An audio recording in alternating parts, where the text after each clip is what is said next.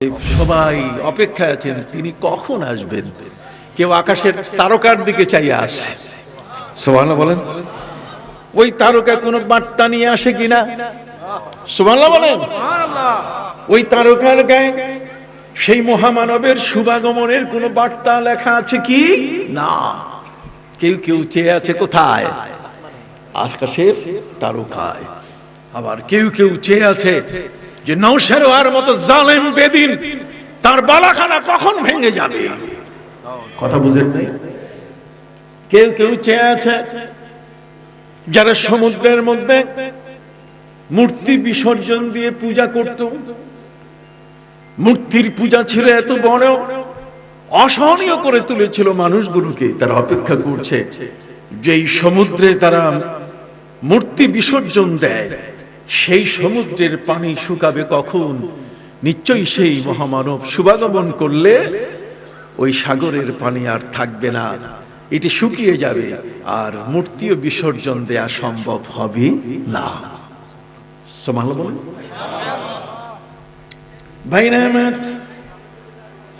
এই জগতের মধ্যে এমন কোন জায়গা নাই, এমন কোন জোন নাই, এমন কোন সেক্টর নাই পৃথিবীর মানুষগুলো আর মানুষ নাই। অতএব এই মানুষগুলোকে মানব বানাবার জন্য, এগুলোকে পবিত্র মনের অধিকারী বানাবার জন্য একজন মহামানবের শুভাগমন দরকার। এই জন্য সবাই অপেক্ষা করছে। অতএব যার জন্য অপেক্ষা, তার শুভাগমন এই পৃথিবীতে হচ্ছে। আমার আল্লাহ যুগে যুগে তার বার্তা, তার মেসেজ তিনি দিয়ে যাচ্ছেন যে তিনি আসতেছেন। ভাইরা আমার, হযরত নবী ইব্রাহিম আলাইহিস সালাম মেসেজ দিয়ে দিলেন, রব্বানা ওয়াবআস ফীহিম রাসূলাম মিনহুম ইয়াতলু আলাইহিম আয়াতিক يتلو عليهم آياتك ويعلمهم الكتاب والحكمة ويزكيهم إنك أنت العزيز الحكيم। হযরত নবী ইব্রাহিম আলাইহিস সালাম তিনি কাবা ঘরের সামনে জান্নাতি পাথর মাকাম ইব্রাহিমের উপরে দাঁড়ানো। আমার নবীজি বলেন, আল হাজরুল আসওয়াদ ওয়া মাকাম ইব্রাহিম ইয়াকুতাতান মিনাল জান্নাহ। নবীজি বলছেন, হজরে আসওয়াদ কাবা ঘরের কর্নারে যে কালো পাথর এবং মাকাম ইব্রাহিম, এই দুটো হলো জান্নাতের নীলকান্ত মণি। সুবহানাল্লাহ বলেন। এই দুটো হলো জান্নাতের কি? নীলকান্ত মণি। এটা জান্নাতের ইয়াকুতি পাথর। সেই জান্নাতের ইয়াকুতি পাথর, এই পাথরটার মধ্যে জীবন আছে। যার পাথরের মধ্যে কি আছে? পৃথিবীর বেদিনরাই বিশ্বাস করত না, পৃথিবীর অমুসলিমদের জানা নাই যে পাথর জীবিত হয়, পাথরের মধ্যে জীবন আছে, পাথর জীবন্ত হতে পারে। এই বিষয়টি তাদের কাছে স্পষ্ট ছিল না। কিছু মানুষ এমন আছে যে এই সূরাগুলো তারা ব্যাখ্যা করবে, তাফসীর করবে, বিশ্লেষণ করবে, সেটা তারা করে না। তার কারণ করতে গেলেই তারা ধরা খাবে, বিদেশের পয়সা বন্ধ হয়ে যাবে। কথা বুঝতে পারছেন?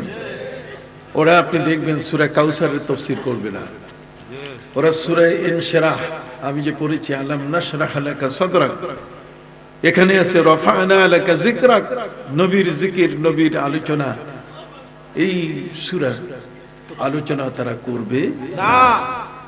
ওরা আলোচনা করে ওয়াজাহিদু ফিল্লাহি হাক্কা জিহাদি, জিহাদ জিহাদ জিহাদ চাই, জিহাদ করে মরতে চাই, লড়াই লড়াই লড়াই চাই, লড়াই করে মরতে চাই। তাদের ভাষা কথা এরকমই।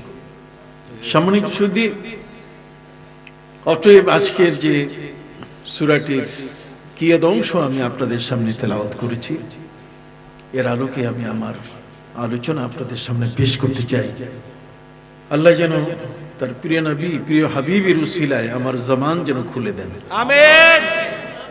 আমার মনের কথা সিনার কথাগুলো যেন আমি আপনাদের সামনে ব্যক্ত করতে পারি, এবং আপনারা যারা এখানে এসেছেন তারা প্রত্যেকেই যেন এই মাহফিল থেকে উপকৃত হতে পারেন। শ্রদ্ধাভাজন ওলামায়ে কেরামের আলোচনা থেকে আপনারা যেন উপকৃত হতে পারেন, এই জন্য আমি আল্লাহর কাছে দোয়া করছি। আমিন। সম্মানিত সুধী, আপনি জানেন এই জগতের মধ্যে আমার নবীজি যদি না আসতেন তাহলে আইয়ামে জাহিলিয়াতের যে 600 বছরের দীর্ঘ একটা কালো অন্ধকার, এটা কিয়ামত পর্যন্ত লম্বা হয়ে যেত। নবীজির এই পৃথিবীতে শুভাগমনের কারণে সারা জগৎ আলোকিত হয়েছে। আমাদের প্রিয় নবী সাল্লাল্লাহু আলাইহি সাল্লাম যদি তাশরীফ না আনতেন তাহলে এই কোরআন আমরা পেতাম না। এই কাবা যে কিবলা, এটা আমরা পেতাম না। কথা বুঝতে পারছেন? আল্লাহ পাক রব্বুল আলামিন আমাদের উপরে বড় ইহসান করেছেন। লাকাদ মান্নাল্লাহু আলাল মুমিনিনা ইয বাআসা ফীহিম রাসূলাম মিন আনফুসিহিম। আল্লাহ এই জাতির উপরে, ঈমানদার ব্যক্তিদের উপরে দয়া করেছেন, তার এই প্রিয় নবীকে এই মানব জাতির মধ্য থেকে তিনি প্রেরণ করেছেন। সুবহানাল্লাহ। অতএব সেই নবী সাল্লাল্লাহু আলাইহি সাল্লামের শুভাগমন আল্লাহর পক্ষ থেকে আমাদের উপরে একটি দয়া। তিনি আমাদেরকে মায়া করে মহব্বত করে এই নবীকে উপহার দিয়েছেন। আমরা যদিও মুসা নবীর যুগ পাইনি, যদিও ঈসা নবীর যুগ পাইনি, আমরা যদিও হযরতে নূহ আলাইহিস সালাম তার পরবর্তী আরো যত নবী এসেছেন তাদের যুগ পাইনি, তাতে আমাদের কোনো কষ্ট নাই, বরং আমাদের মনের খুশি হলো যে সকল নবীর সর্দার যিনি সাইয়্যিদুল আম্বিয়া ওয়াল মুরসালিন, যিনি সাইয়্যিদুস সাকালাইন, যিনি জগতের মধ্যে সাইয়্যিদুল আরব ওয়াল আজম, জগতের সবার সর্দার যিনি, অতএব সেই মহান রাসূল সাল্লাল্লাহু আলাইহি ওয়াসাল্লাম তার উম্মত হওয়ার জন্য আল্লাহ তাআলা আমাদের সুযোগ করে দিলেন। এই জন্য কোটি কোটি সুজুদ আল্লাহর দরবারে যে তার প্রিয় হাবিবকে আমাদের ঈমান আনার সুযোগ করে দিলেন, এবং তার উম্মত হওয়ার, তার উম্মতের দলের মধ্যে, তার উম্মতি দলের মধ্যে আমাদের অন্তর্ভুক্ত হওয়ার আল্লাহ সুযোগ করে দিলেন। এই জন্যই সকলেই মিলে জবান খুলে একসাথে বিশাল বড় আওয়াজ দিয়ে চিৎকার দিয়ে বলুন আলহামদুলিল্লাহ। সম্মানিত সুধী,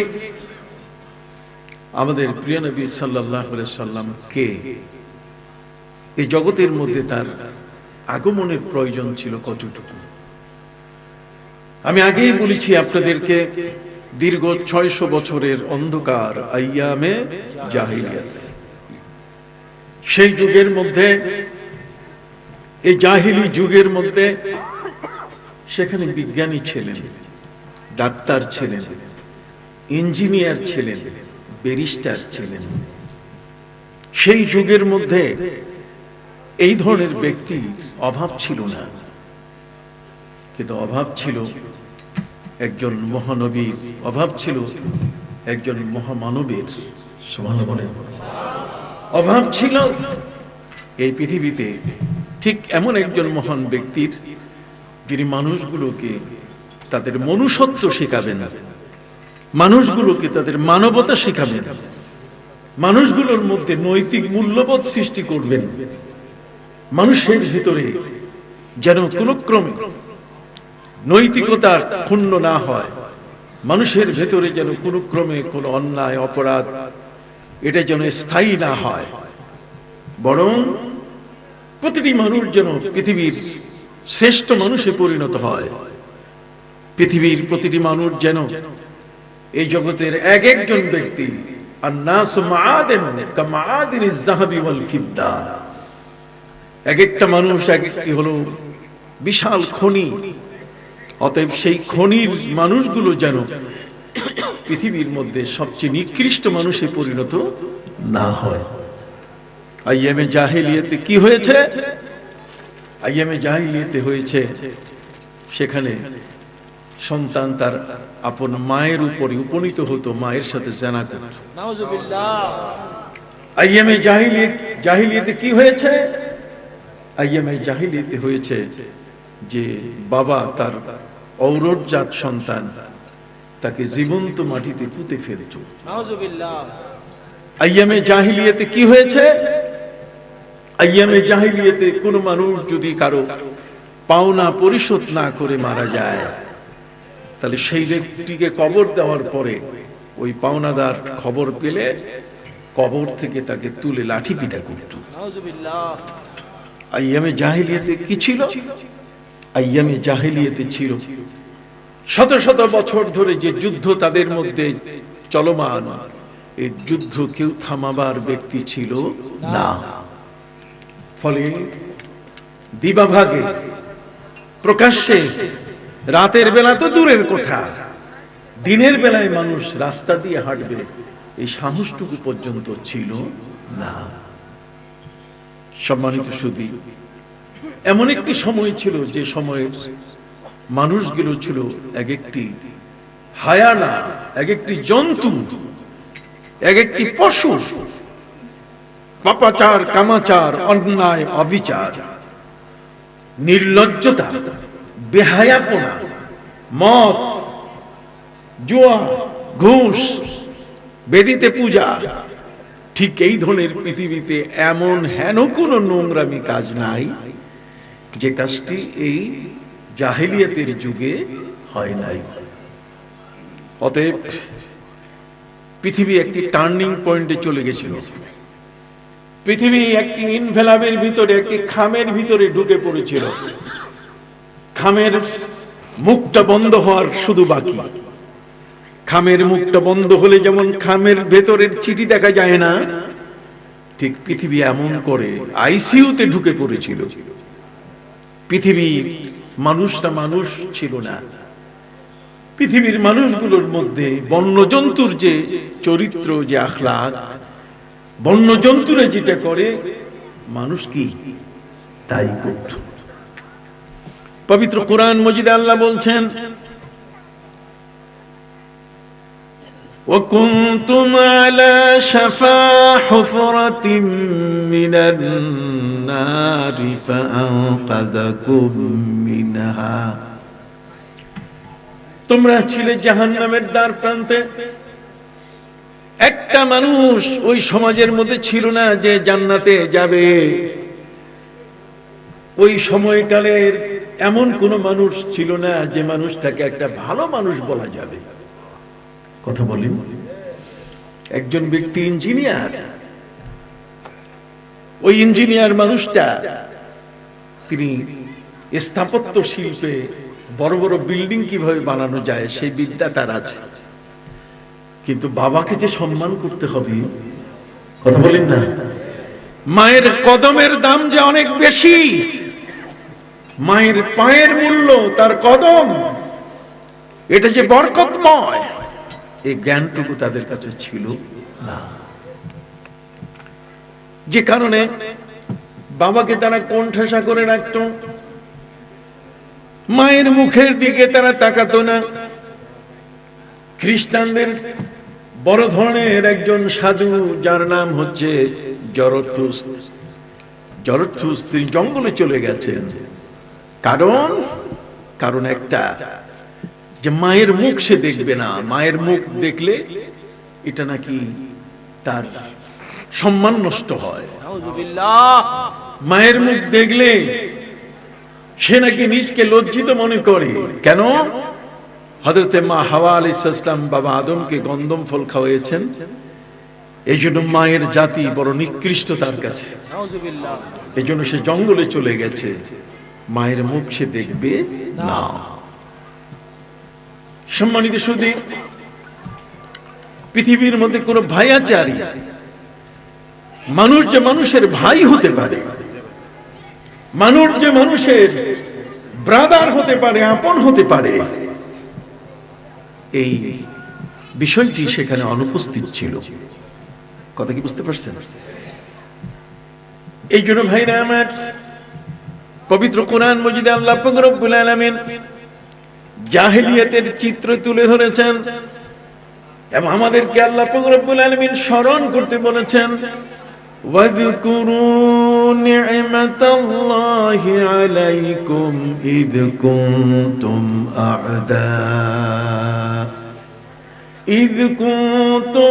أعداء فألف بين قلوبكم فأصبحتم بنعمته إخوانا سبحان الله বলেন। আল্লাহ বলছেন ইজ কুনতুম আদান, তোমরা ছিলে একে অপরের শত্রু। পৃথিবীর মধ্যে বর্তমান সময় আদালতগুলোতে গেলে মামলা মোকদ্দমা দেখা যায় ভাইরা আমার, সেই সময়ের মধ্যে বিচার করবে সততার উপরে, এই বিচারক ছিল না। কথা কি বুঝতে পারছেন? সর্বত্র জারজ সন্তানে পৃথিবী ভরে গেছিল, যে জারজ সন্তানের কারণে পৃথিবীটা আল্লাহর গজবের উপযুক্ত হয়ে গেছিল। ঘরে ঘরে জেনা ব্যভিচার, কোন সামাজিকতা ছিল না। সমাজের মানুষরা কোনোদিন ভাবেনি যে পৃথিবীতে আর কোনোদিন তারা শান্তি পাবে, কিন্তু তারপরে মনের আশা বেঁধেছিল যে একজন মহামানব যদি আসতেন। সুবহানাল্লাহ বলেন। একজন মহামানব যদি পৃথিবীর মধ্যে আগমন করতেন, তাহলে সেটা তাদের জন্য হয়তো ভাগ্যের চাকা ঘুরে নতুন একটা জীবনে তারা পদার্পণ করতে পারতেন। সম্মানিত সুধী, যে কারণে সারা পৃথিবী চাচ্ছিল, এই পৃথিবীর চাহিদা, এই জগতের চাহিদা, এই পৃথিবীর মানবতার চাহিদা, মনুষ্যত্বের চাহিদা, নৈতিকতার চাহিদা হচ্ছে একজন রসূলের আগমন হওয়া প্রয়োজন। অতএব সেই রসূল জগতের মধ্যে তিনি আগমন করছেন, তার প্রতীক্ষায় জগৎ। আর সেই নবীর মিলাদ, সেই নবী জগতে আসবেন, আর এইটা তারা মানে না। এরা নবীর জীবনের 40 বছর থেকে 63 বছরের 23 বছরের জীবন নিয়ে এরা তালে গোল করে আছে। কথা বলেন। এরা প্রয়োজনটুকু বুঝলো না যে যার আগমনের কারণে এই জগৎ আলোকিত হবে, যার আগমনের কারণে মানুষগুলো নৈতিকতা শিখবে, মনুষ্যত্ব শিখবে, মানবতা শিখবে, যার শুভাগমনের কারণে মানুষ এই সুদ ঘুষ, এই মদ জুয়া, বেদিতে পূজা, শিরক সবকিছুর থেকে একেবারে চিরতরে মুক্তি লাভ করবে। সেই মহান রসূলের শুভাগমন, এর প্রতীক্ষায় গোটা জগৎ। কথা কি বুঝতে পারছেন? সম্মানিত সুধী বন্ধুরা আমার নবীজির ভালোবাসা শুধু মানুষ দেখিয়েছে তা নয়। আমার নবীকে ভালোবাসার বিষয়টা শুধু মানুষ দেখিয়েছে তা নয়, বরং প্রাণী জগতও নবীকে ভালোবাসার প্রমাণ দিয়েছে। কি বলেন, ঠিক কিনা? কথা কি বুঝতেছেন? প্রাণী জগত আমার নবীকে ভালোবাসার কি দিয়েছে? প্রমাণ দিয়েছে। অপ্রাণী জগৎ, জড় জগৎ, পাথর, সেটাও আমার নবীকে ভালোবাসার কি দিয়েছে? প্রমাণ দিয়েছে। 3 রাতের জন্য তিনি জাবালে সুর নামক পাহাড়ের গুহার উপরে গিয়ে বসলেন। সাথে ছিলেন হযরত আবু বকর সিদ্দিক রাদিয়াল্লাহু তাআলা আনহু। তিনি নবীজিকে বললেন, নবীজি গো, বড় ভয় লাগতেছে। সুরাকা সহ মক্কার কোন কাফের নেতা, কোন দুঃসাহসী মানুষ হয়তোবা খুঁজতে খুঁজতে এখানে এসে আমাদেরকে ধরে ফেলতে পারে। আমার নবী বললেন, শোনো আবু বকর, তুমি একটু ভয় পেও না, আমাদের সাথে আল্লাহ আছেন। সম্মানিত শুধু 600 বছরে আল্লাহ হারিয়ে গিয়েছিল যে সমাজ থেকে, 600 বছরে নবী রাসূলদের নাম গায়েব হয়ে গেছিল। ইসলামের বড় বড় ইতিহাস এই খ্রিস্টানরা লুকায় ফেলেছিল, ইহুদিরা সবগুলো লুকিয়ে ফেলেছিল। এই জন্য আমার আল্লাহ আমার নবীকে বলেন, যালিকা মিন আনবাইল গায়বি নূহিহি ইলাইক। হে নবী, সেই গায়েব অদৃশ্য জগতের খবর আমি আপনাকে দিয়ে দিলাম। আপনি গায়েবের নবী, সুবহানাল্লাহ বলেন। যালিকা মিন আনবাইল গায়বি নূহিহি ইলাইক। পৃথিবীর ইতিহাস লুকায় ফেলেছিল খ্রিস্টানরা, পৃথিবীর ইতিহাস লুকিয়ে ফেলেছিল ইহুদিরা। অতএব পৃথিবীতে মানুষ জানে না যে আল্লাহ বলতে কেউ আছেন। কথা বলুন। যে কারণে আল্লামা ইকবাল তিনি বলেছেন, हमसे पहले थे ये दुनिया का मंजर, हमसे पहले थे ये दुनिया का मंजर, कहीं माबूद थे शजर और कहीं मसजूद थे हजर। আল্লামা ইকবাল তিনি বলছেন, মাবুদ, হে আমাদের রব, আমাদের আগে এই পৃথিবীটি ছিল শিরকের জগতে পরিপূর্ণ। কেউ তো মাছের পূজা করত, কেউ গাছের পূজা করত, কেউ এমনি করে পাথরের পূজা করত। हमसे पहले था ये दुनिया का मंजर। এই পৃথিবীর দৃশ্য ছিল ঠিক এমনই। কথা বুঝতে পারছেন? যেখানে মানুষ গাছের পূজা করত, যেখানে মানুষ পাথরকে সেজদা করত। কথা কন। ইসলাম সেই ইতিহাস তুলে ধরেছে, ওরা ইতিহাসকে অদৃশ্য করে ফেলেছে। সম্মানিত সুধী বন্ধুরা, আমার প্রিয় নবী সাল্লাল্লাহু আলাইহি সাল্লাম তিনি আবু বকর সিদ্দিক রাদিয়াল্লাহু তাআলা কে বললেন, আবু বকর, আমাদের সাথে কে আছেন? আল্লাহ। আল্লাহর প্রতি অবিচল বিশ্বাস, আল্লাহ যে আমাদের সাথে আছেন। ওরা সব আল্লাহকে দূরে সরাই দিয়েছিল, নিজেরা আল্লাহর আসনে বসে গেছে। নাউজুবিল্লাহ বলেন। খ্রিস্টান যারা, তারা নিজেরা ঈসা নবীকে আল্লাহর আসনে বসাই দিয়েছে। পবিত্র কুরআন মজিদে আল্লাহ পাক রব্বুল আলামিন বলেন, وقال الذين كفروا إن الله هو المسيح ابن مريم। খ্রিস্টানদের একদল বেঈমান যারা, তারা ঈসা নবীকে বলছে যে ঈসা নবী অন্য কেউ নন, তিনি হলেন আল্লাহ। وقال الذين كفروا إن الله هو المسيح ابن مريم। মরিয়ম তো নয়, ঈসা মসীহ তিনি হলেন আল্লাহ। ইন্নাল্লাহ, আল্লাহ উনি, অন্য কেউ না। নাউজুবিল্লাহি মিন যালিক। আল্লাহকে পর্যন্ত ওরা পাল্টায় ফেলেছিল। অতএব পৃথিবীতে সেই আল্লাহর পরিচয় প্রয়োজন আছে কিনা? একটু হাত উঁচু করে বলেন, আছে কিনা? সম্মানিত সুধী বন্ধুরা, আমার নবী আল্লাহর পরিচয় তুলে ধরছেন। আমার আল্লাহ নিজে নবীকে বলছেন, নবী প্রশ্নের উত্তর দেন, কোন কথায় চুপ থাকা যাবে না। ওরা প্রশ্ন করেছিল, আল্লাহ আবার কে? আল্লাহর বাপের নাম কি? আল্লাহর বাবার নাম কি? আমার আল্লাহর সাথে সাথে আমার নবীকে জানিয়ে দিলেন, নবী বলেন, কুল। সুবহানাল্লাহ বলেন। দেখছেন আল্লাহর আস্থা কত বড়। আমার আল্লাহ বলেন, নবী আপনি বলেন। আপনি বলাটা মানে আমার বলা। সুবহানাল্লাহ। আপনার জবানে আপনি যা বলবেন সেই কথাগুলো আপনার নয়, এই কথা কি? আমার। সুবহানাল্লাহ। পবিত্র কুরআন মজিদে আল্লাহ বলেন, وما ينطق عن الهوى إن هو إلا وحي يوحى। সুবহানাল্লাহ বলেন। নবীজির কথার মূল্য এত বড়।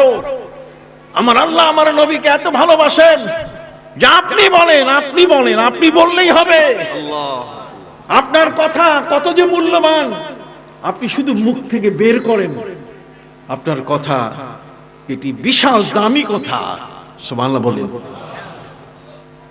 এই জন্য ভাইরা আমার, কবি বলেছেন খোদা মদ হ্যায় আফরি মুস্তাফা বাস, খোদা মদ হ্যায় আফরি মুস্তাফা বাস, মুহাম্মদ হামিদ হামদে খোদা বাস।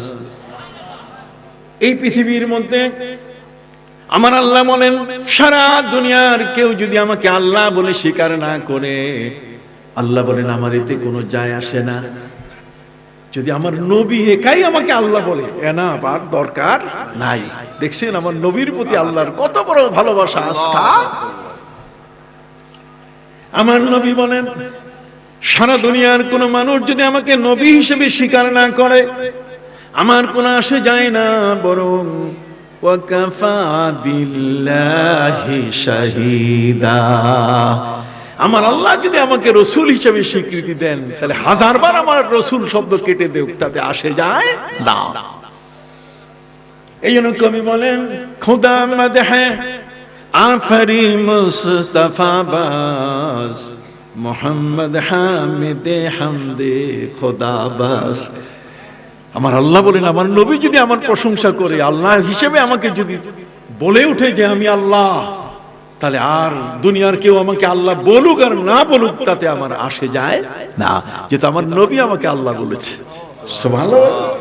আর আমার নবী বলেন দুনিয়ার কেউ আমাকে নবী বলুক বা না বলুক, আমার আল্লাহ আমাকে কি বলছেন? নবী বলেছেন, রাসূল বলেছেন। সুবহানাল্লাহ বলেন।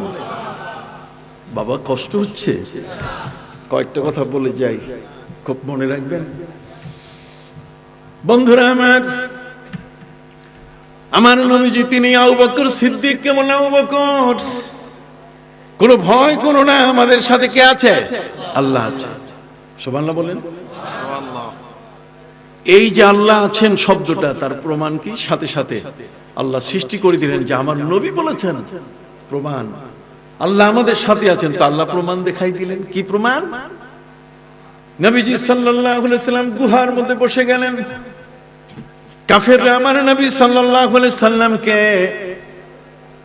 এই পৃথিবীর থেকে উঠাই দিবে না তাকে কি করবে, এই নিয়ে তারা তিনটা সিদ্ধান্ত নিয়েছিল। কয়টা? আবার বলেন কয়টা? তারা সিদ্ধান্ত নিয়েছিল আও ইসবিতুকা।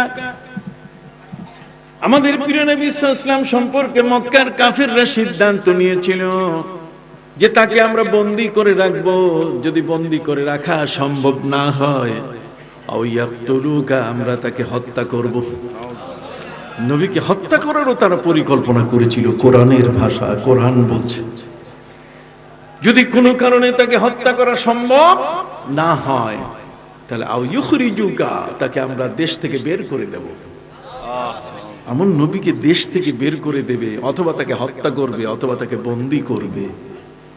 কত বড় দুঃসাহস তাদের!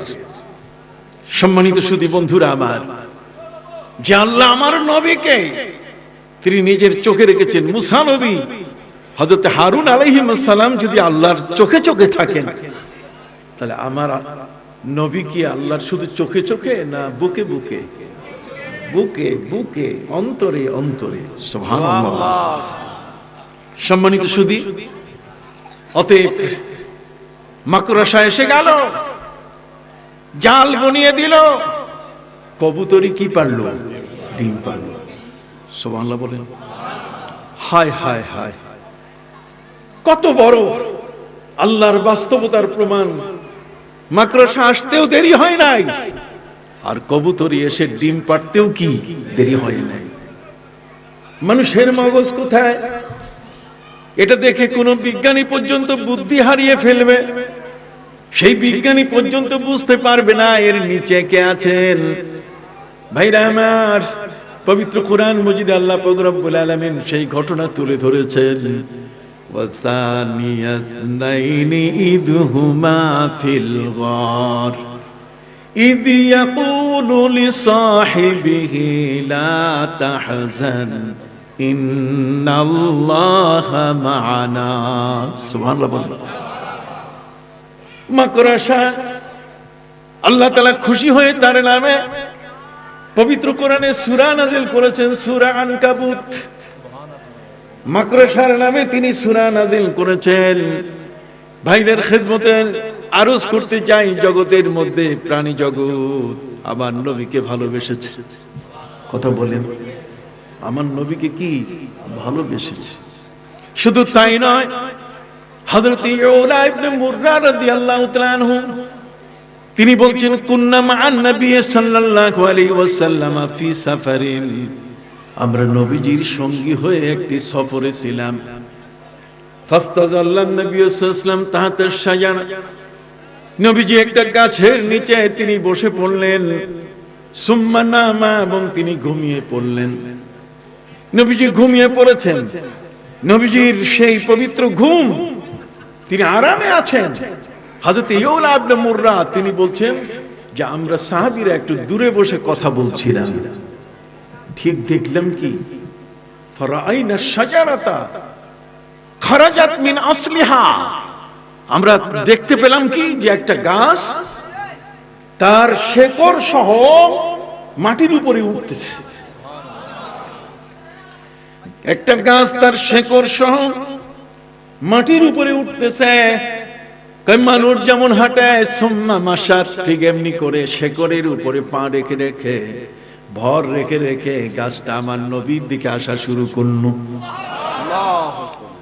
নবীজি ঘুমন্ত অবস্থায়, ভাইরা আমার, ঘুমন্ত নবীকে ডাকা জায়েজ নাই। নবী যখন ঘুমায় পড়েন, নবীকে ডাকা জায়েজ নাই। নবী আপনার মতো আমার মতো না। ওরা বলে ইন্নামা আনা বাশারুম মিসলুকুম, আমি তোমাদের মতো মানুষ, অর্থাৎ তিনি আমাদের বড় ভাই। নাউযুবিল্লাহি মিন যালিক। ওই বোকারা বুঝে না যে সামনে ইউহা ইলাইয়া, আল্লাহ তার নবীর উপর কি করেন? ওহী করেন। বাশারুম মিসলুকুম, মিসল শব্দের অর্থ হুবহু, যে তোমার মতো মানুষ আমি কিন্তু তা নই। নবীজির বিধিবিধান, নবীর সম্পর্কে যে বিষয়গুলো, এগুলো তার উম্মতের থেকে বেশ কিছু ব্যতিক্রম আছে। যেমন ভাইরা আমার, আমাদের উপরে তাহাজ্জুদের নামাজ নফল, আপনি সুন্নত বলেন, ঠিক এমনি করে বেতেরের নামাজ, এটি আমাদের উপরে ওয়াজিব। চাশতির নামাজ আমাদের জন্য এটা নফল। কি বলেন, ঠিক কিনা? সম্মানিত সুধী, কিন্তু আমার নবীর উপরে চাশতির নামাজ ফরজ ছিল। নবীজির উপরে ঠিক এমনি করে বেতেরের নামাজ ফরজ ছিল। নবীজির উপরে তাহাজ্জুদের নামাজ ফরজ ছিল। আমার নবী সাল্লাল্লাহু আলাইহি ওয়াসাল্লামের উপরে মেসওয়াক করা ফরজ ছিল। কথা বলেন, আমার নবীজির স্ত্রী গ্রহণের যে সীমানা, সেটা আমাদের থেকে কি আলাদা।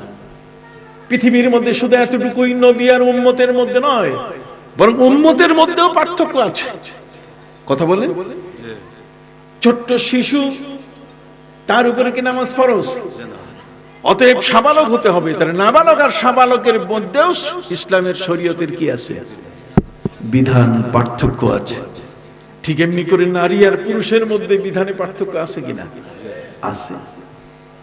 কাজেই আমার নবীকে তুমি নিজের মতো মনে করো, তাহলে একটা আঙ্গুল দিয়ে দেখাও না আকাশের চাঁদটা দুই টুকরা করে, তাহলে বুঝবো যে তুমি নবীর মতো।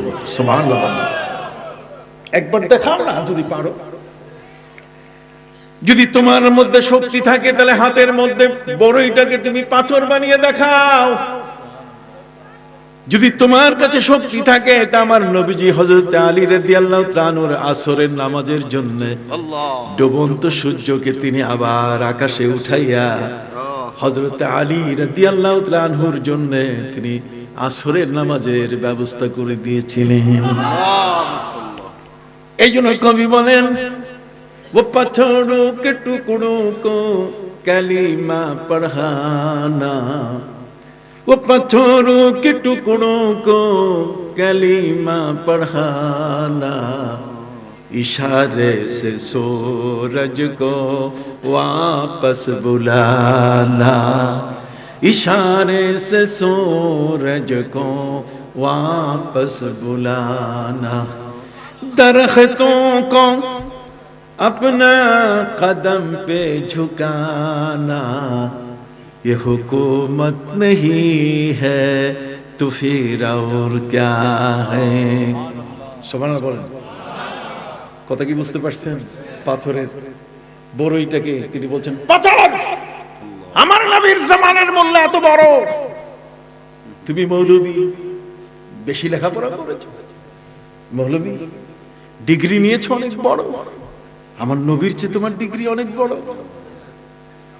সম্মানিত সুধী, তুমি আমার নবীকে বলো যে তিনি আমার মতো। নো, নবীজি বলেছেন আইয়ুকুম মিসলি, কে আছো তোমরা আমার মতো। সুবহানাল্লাহ বলেন। নবীজি বলেছেন আইয়ুকুম মিসলি, কে আছো তোমরা আমার মতো। আমার মধ্যে জান্নাতের 4000 পুরুষের শক্তি আছে, তোমার মধ্যে আছে কয়জনের? সুবহানাল্লাহ বলেন। ভাইদের খেদমতে আরজ করতে চাই, আমি হলাম এমন এক নবী, যেই নবীর সম্পর্কে কবি বলেছেন কত চমৎকার। নিদায়ে इश्क मस्ती में, निदाए इश्क मस्ती में, तू ही अव्वल तू ही आखिर, तू ही कुरान तू ही फुरकान, तू ही यासीन तू ही तोहा। আল্লাহ চোখটা আশিকের চোখ বানাও, আবু বকর সিদ্দিকের চোখ বানাও, তারপর দেখবে নবীজি তোমার কাছে সে মহান নবী, নবীর মিলাদও আছে, কিয়ামও আছে, সব আছে। আর চোখটা যদি আবু জাহালের হয়ে যায়, তখন নবী মনে হবে তোমার মতো একজন ব্যক্তি, তোমার যেমন সম্মান, তোমার যতটুকু, তুমি নবীকেও ঠিক অতটুকু মনে করো। কথা কি বুঝতে পারছেন? এই জন্য আমি ওদের জন্য খুব কাল হয়ে গেছি। আমার একটু কথা পাইলেই তারা কাটিং করে এই ছোট কথা দিয়া পৃথিবীর মানুষগুলোকে বিভ্রান্ত করে ফেলে। কথা বুঝতে পারছেন? বিভ্রান্ত করার চেষ্টা করে। খবরদার, আপনারা তাদের কথায় বিভ্রান্ত হবেন না, আমার পুরা বক্তব্য আপনারা শুনবেন। কথা বুঝতে পারছেন? ওরা ছোট্ট করে এক জায়গায় কেটে এটা প্রচার করে, এরা নবীর দুশমন। কথা বল, এরা নবীর কি দুশমন? দুশমন। এরা প্রিয় নবী সাল্লাল্লাহু আলাইহি সাল্লামের একজন প্রেমিককে কিভাবে ফেলে দেওয়া যায়, ছোট করা যায়, খাটো করা যায়, সাধারণ মানুষ জনগণ তো বুঝে না। তারা যে কোনো মুহূর্তে যে কোনো জন লাফাইয়া একটু কথা বললেই, ফাল মাইরা কথা বললেই, একটা মুখ বাঁকাইয়া কথা বললেই মনে করে যে লোকটা বোধহয় 1 নম্বর, আসলে সে কিন্তু নিজেই কি 2 নম্বর, অনেক ভুয়া সার্টিফিকেট নিয়ে বেড়াচ্ছে। কথা বুঝতে পারছেন? যা হোক ভাইরা আমার, বলতেছিলাম জগতের মধ্যে আমার নবী এমন, তাকে কাফেররা জিজ্ঞাসা করছে, হে মুহাম্মদ সাল্লাল্লাহু আলাইহি ওয়াসাল্লাম, আপনি বলেন তো আল্লাহর বাবাকে, আল্লাহ কোত্থেকে এলেন? আল্লাহ নবীকে বলছেন যে আপনি বলেন। কি বলেন? আপনি সুবহানাল্লাহ বলবেন না? সুবহানাল্লাহ। আপনি বলেন। আল্লাহ বলছেন আমার কথাটা আপনি বলেন। আল্লাহ। তার নবীর সম্মান বাড়লো না কমলো? আল্লাহ তার নিজের কথাটা তিনি বলতে চাচ্ছেন কাকে দিয়া? নবীকে দিয়ে। সবাই আমার সাথে পড়ুন, বিসমিল্লাহির রহমানির রহিম। কুল হুয়াল্লাহু আহাদ, আল্লাহুস সামাদ, লাম ইয়ালিদ ওয়া লাম ইউলাদ ওয়ালাম ইয়াকুল লাহু কুফুয়ান আহাদ। সুবহানাল্লাহ বলেন। নবী আপনি বলে দেন যে আল্লাহ এক এবং একক, তিনি অমুখাপেক্ষী, তিনি কাউকে জন্ম দেন নাই, তার থেকে কেউ জন্ম নেয় নাই। কথা বুঝতে পারছেন? তার সমকক্ষ কেউ নাই। লা জিদ্দা ওয়ালা নিদ্দা ওয়ালা হাদ্দা লিরাব্বি, লা জিদ্দা ওয়ালা নিদ্দা ওয়ালা হাদ্দা লিরাব্বি, আল আনা কামা কানা লাম ইয়ালকা যাওয়ালা। তিনি তো যেমন তেমনই আছেন। কথা কর না? লা জিদ্দা ওয়ালা নিদ্দা ওয়ালা নাদিদালা ওয়ালা মিসলালা ওয়ালা মাসিলালা, তার সমকক্ষ কেউ নাই। কথা বুঝতে পারছেন? অতএব আল্লাহর যেমন সমকক্ষ কেউ নাই, আল্লাহ আমার নবীকেও ঠিক এমন এক নবী বানাইছেন, সেই নবীর সমকক্ষ আল্লাহ কাউকে বানান নাই। নারায়ে তাকবীর, নারায়ে রিসালাত। আজমতে মুস্তাফা জিন্দাবাদ জিন্দাবাদ চেহারায়ে উদ্দোহা জিন্দাবাদ জিন্দাবাদ। সম্মানিত সুধী, এই জন্য আল্লাহ পাক রব্বুল আলামিন আমার নবীকে এত বড় সম্মান তিনি দান করেছেন। কবি বলেছেন কি চমৎকার, লা ইউমকিনুস তানাউ কামা কানা হাক্কুহু বাদাজ খুদা বুজুর্গ তো এক কিসসা মুখতাসার বালাগাল উলা বিকামালিহি কাশফাদ দুজা বিজামালিহি হাসুনাত जमीओ के सालिह सल्लो अलैहि व आलिहि। কবি বলছেন লা ইউমকিনুস সানাউ, হে নবী আপনার প্রশংসা করার মতো ক্ষমতা আমার নাই, সম্ভব নয় আপনার প্রশংসা শেষ করা। আপনি এমন এক মহান রাসূল, সুবহানাল্লাহ বলেন। সংক্ষেপে বলি, কবি বলছেন সংক্ষেপে বলি, বাদাস খুদা বুজুর্গ, আল্লাহর পরে যদি কেউ বুজুর্গ থাকে, আল্লাহর পরে যদি কেউ মহাসম্মানী থাকে, তাহলে আপনি আছেন। এই জন্য হযরতে হাসান বিন সাবিত রাদিয়াল্লাহু তাআলা আনহু, যিনি আমার নবীর কবি ছিলেন, যিনি নবীর কবি ছিলেন, যিনি সঙ্গীত বলতেন, গজল গাইতেন, নাতে রাসূল তিনি যিনি পেশ করতেন, হযরতে হাসান বিন সাবিত রাদিয়াল্লাহু তাআলা আনহু মসজিদে নববীর সেই উঁচা মঞ্চের উপরে বসে, মিম্বার শরীফের উপরে দাঁড়িয়ে তিনি নবীর প্রশংসা করছেন। কি প্রশংসা? ওয়া আহসানু মিনকা লাম তারা কাত্তু আইনি ওয়া আজমালু মিনকা লাম তালিদিন নিসাও। সুবহানাল্লাহ। হে নবী, আপনার চেয়ে সুন্দর পৃথিবীর মধ্যে আমার চক্ষু আর কাউকে দেখে নাই। সুবহানাল্লাহ। ওয়া আহসানু মিনকা লাম তারা কাত্তু আইনি ওয়া আজমালু মিনকা লাম তালিদিন নিসাও। পৃথিবীর মধ্যে আপনার মতো এক মহান, এক মহা পবিত্র একটি সন্তান পৃথিবীর আর কোন নারী জন্ম দিতে পারে নাই। সুবহানাল্লাহ বলেন। কথা কি বুঝতে পারছেন? আপনি তো মুবাররাম মিন কুল্লি আইবিন, কথা কন না? আপনি এমন যে আপনি সব ধরনের ত্রুটি থেকে মুক্ত। তাহলে কি করে আমি বলি যে তিনি আমার মতো? আমার তো অনেক ত্রুটি আছে, কথা কন না? আমার তো ত্রুটির শেষ নাই। আর আপনি হলেন এমন মহাপবিত্র যে আপনার কোনো আয়েব, আপনার মধ্যে কোনো ত্রুটি বলতে গেলে কিছু নাই। সুবহানাল্লাহ বলেন। সেই নবীর প্রশংসা করতে গিয়ে পৃথিবীর বড় বড় বুজুর্গানে দিন যারা, বড় বড় নবী প্রেমিক যারা, আল্লামা শরফুদ্দীন বসরি রহমতুল্লাহ আলাইহি তিনি বলেন, ফাকান নাবিয়িনা ফি খালকিন ওয়া ফি খুলুকিন ওয়া লাম ইউদানুহু মিন কারামি। কথা বুঝে গেছে? হে নবী, আপনি এমন এক মহান রাসূল, ফাকান নাবিয়িনা ফি খালকিন ওয়া ফি খুলুকিন, সৃষ্টির দিক থেকে, চরিত্রের দিক থেকে আপনি হলেন সকল নবীর কি শ্রেষ্ঠ। ওয়ালাম ইউদানুহু মিন ফাদলি ওয়ালা কারামি, পৃথিবীর মধ্যে যদি বরকত, ফজিলত, সম্মান থাকে, আপনার সমকক্ষ কোনো নবী নাই।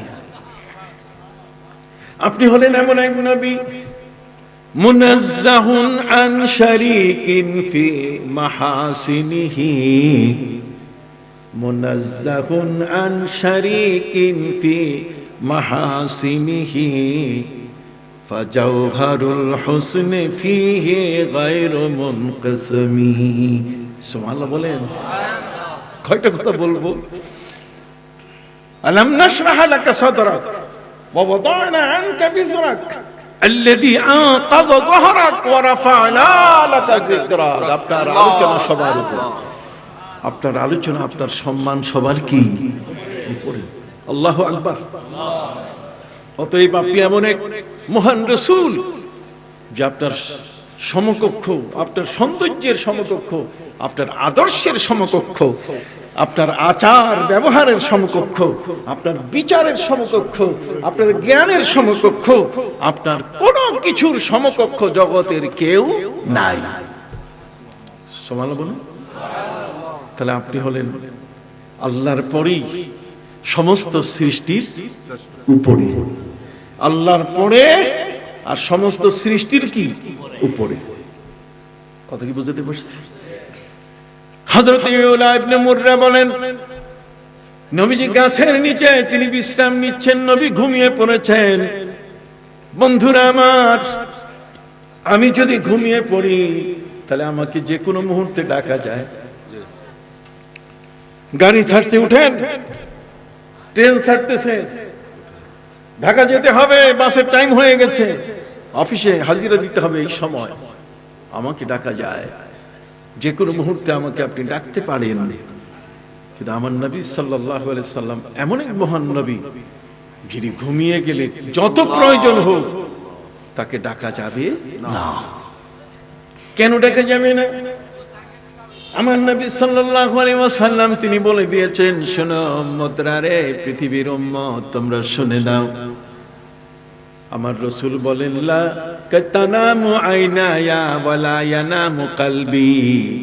তানামু আইনায়া, নবী বলেন আমার দুই চক্ষু ঘুমায়, ওয়ালা ইয়ানামু কলবি, আমার কলব ঘুমায় না। অতএব নবীজির কলব ঘুমায় না। নবী কি?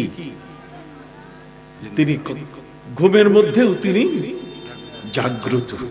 সুবহানাল্লাহ বলেন। ঘুমের মধ্যেও আমার নবী কি? জাগ্রত। প্রমাণ আপনি সহিহ মুসলিম খুলে দেখুন, আমার নবী সাল্লাল্লাহু আলাইহি ওয়াসাল্লাম তিনি ঘুম থেকে হাসতে হাসতে জেগে উঠলেন। ইস্তাইকাযান নবী সাল্লাল্লাহু আলাইহি ওয়াসাল্লাম ওয়া হুয়া দাহিকুন। নবীজি ঘুম থেকে হাসতে হাসতে জেগে উঠলেন। সাহাবী জিজ্ঞাসা করলেন, ইয়া রাসূলুল্লাহ মা আদহাকাকা। নবীজি গো, কে আপনাকে হাসালো? ঘুমের থেকে মানুষ তো এইভাবে হাসতে হাসতে জাগে না। ঘুমের থেকে কোনো মানুষ তো এমন কেউ হাসতে হাসতে জেগে উঠে না। নবীজি আপনার নিদ্রা ভঙ্গ হয়েছে, আপনি ঘুম থেকে জেগে উঠলেন, কিন্তু আমরা দেখলাম আপনি হাসতে হাসতে আপনি জেগে উঠলেন। হুজুর, কে আপনাকে হাসালো? কেনই বা আপনি হাসলেন?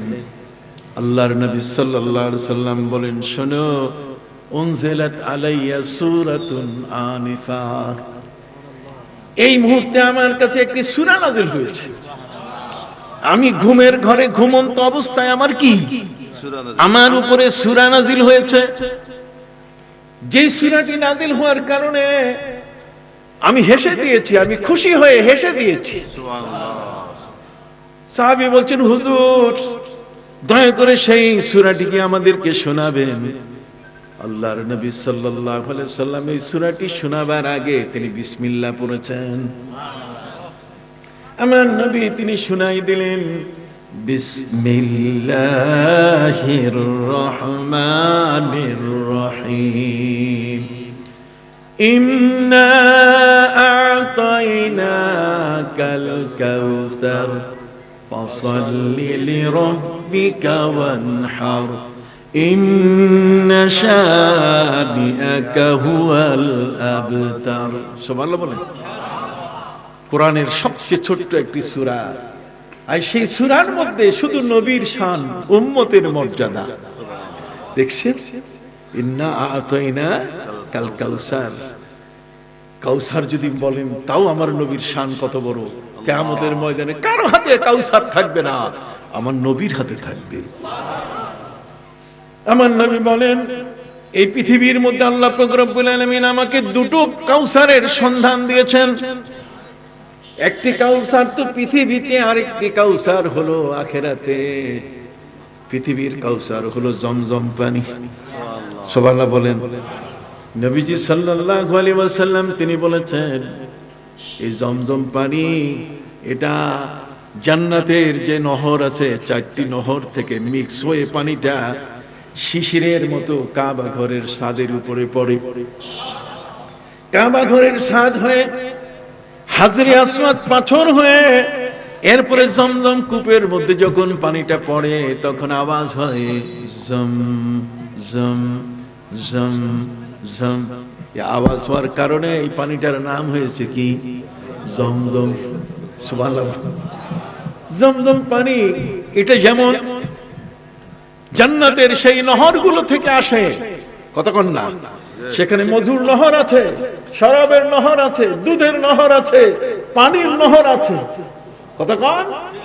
এই নহরগুলো থেকে যেমন জমজমের পানি পৃথিবীতে সাপ্লাই হয়, অভাগা পৃথিবীর খ্রিস্টানরা, অভাগা পৃথিবীর ইহুদিরা, অভাগা পৃথিবীর বৌদ্ধরা, অভাগা পৃথিবীর অমুসলিম সম্প্রদায়, তাদের কপালে এই কাউসার জুটে না। অথচ আমরা নবীর উম্মত, আমাদের মধ্যে কেউ না কেউ কাবা ঘরের মেহমান হয় প্রতি বছর, আর কাঁধে করে ভর করে বহন করে নিয়ে আসেন এই পবিত্র মায়ে জমজম। আমার নবী সাল্লাল্লাহু আলাইহি ওয়াসাল্লাম তিনি বলেন, মাউ জমজম শিফাউ সুকুমিন ওয়া তুআমু তুমিন। জমজম পানি হচ্ছে সমস্ত রোগের ঔষধ এবং রোগ থেকে মুক্তির সমস্ত খাদ্যের সমাধান, সমস্ত খাদ্যের উপাদানের মধ্যে। এই জন্য বলছি আমার প্রিয় নবী সাল্লাল্লাহু আলাইহি সাল্লামের প্রেম ভালোবাসা। হযরত ইউলা ইবনে মুররা রাদিয়াল্লাহু তাআলা তিনি বলছেন যে নবীজি সাল্লাল্লাহু আলাইহি ওয়াসাল্লাম ঘুমন্ত অবস্থায় সেই গাছটা মাটির উপরে শেকড় সহ উঠে মানুষের মতো হাঁটতে হাঁটতে নবীজি সাল্লাল্লাহু আলাইহি ওয়াসাল্লামের কাছে এসে তার পাতা দিয়ে নবীকে এলিয়ে ভালোবাসা দিয়ে জড়িয়ে ধরল। অল্পক্ষণ পর সেই গাছটা কিন্তু আবার ফিরে গেল তার জায়গায়, সুম্মা রাজাআত ইলা আসলিহা, তার মূল জায়গায় সে ফিরে গেল, আগের মতো হয়ে গেল। নবীজি সাল্লাল্লাহু আলাইহি সাল্লাম যখন ঘুম থেকে জেগে উঠলেন, আমরা তাকে জানালাম, ফালাম্মাস্তাইকাযান নবী সাল্লাল্লাহু আলাইহি ওয়াসাল্লাম যাকারনা লাহু যালিক, বিষয়টা আমরা তাকে জানালাম, নবীজি এই ঘটনা ঘটলো, আমরা কি দেখলাম।